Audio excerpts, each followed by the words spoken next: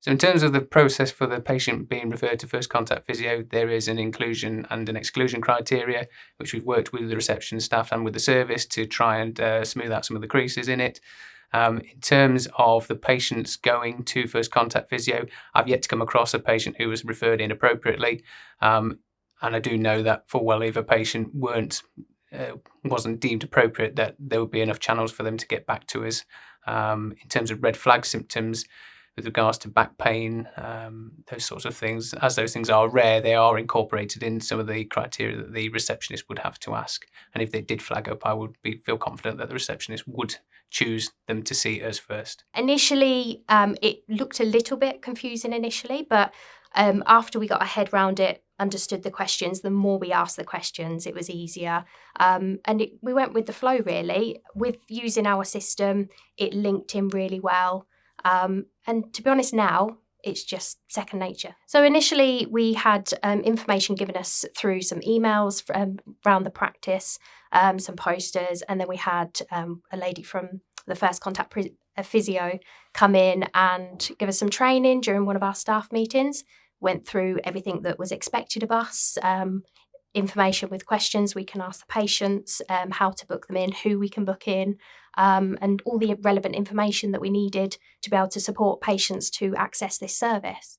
So the key objectives when you start this kind of project would be to ensure that the people who are actually triaging and sending them off, i.e. your receptionists, are up to speed with the inclusion criteria.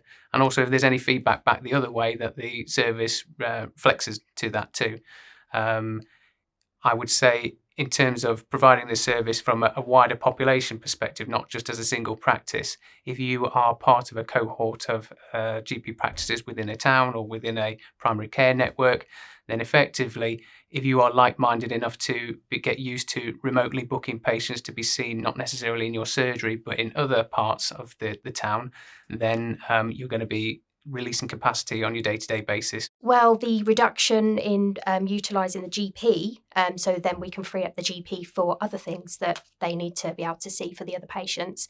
The patients not having to wait so long. Previously, they would have to see the GP, have a referral through to the service, which can take a lot of time. But now, within a few days, sometimes the same day, they can actually be seen straight to a physiotherapist. In terms of a first contact service and how that goes on to evolve, I would imagine that the current status quo with lack of GPs coming into the scheme, as well as GPs retiring, will mean that there's going to be a shortfall. So anything that can introduce alternative physicians, and not necessarily GPs, but really well-trained physicians to see patients and triage and gain the confidence in other clinicians to on-the-day demand, will mean that it will support the general practice in general. I'd love to see this being rolled out across other areas. I'd love to see it not just be physiotherapy. I'd like somebody to answer the question of mental health, because I think that is a huge difficult question to try and to answer. But in terms of first contact physio, it's got to be a must, but it's got to be approached from a population basis rather than individual practices.